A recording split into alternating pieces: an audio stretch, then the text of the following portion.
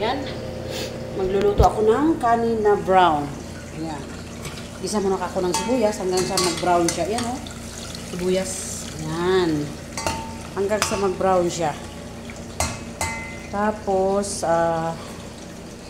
pwede i-blender nyo yung sibuyas pagkatapos brown. Pwede rin hindi. Lagyan mo na ng tubig. Pagkatapos, pakulo-kulo-kulo-kuloan. Tapos, kunin yung sibuyas. Yung sibuyas kunin nyo. Iiwan yung tubig. Tapos, yung bigas na binababad. Yung bigas na binababad ko. Ito. Ayun ang ating ilagay doon sa sabaw ng ating sibuyas na ginisa. Ayan. Tapos ang partner niya ay isda. Isda na pinirito. Tapos gulay. Alright. Ano ang isda? Oh. Isda na pinirito. Hindi ko lang kung paano mag-backward to. Saglit lang.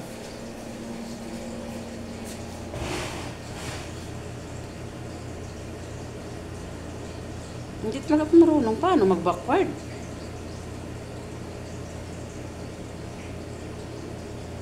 Nagdilim siya.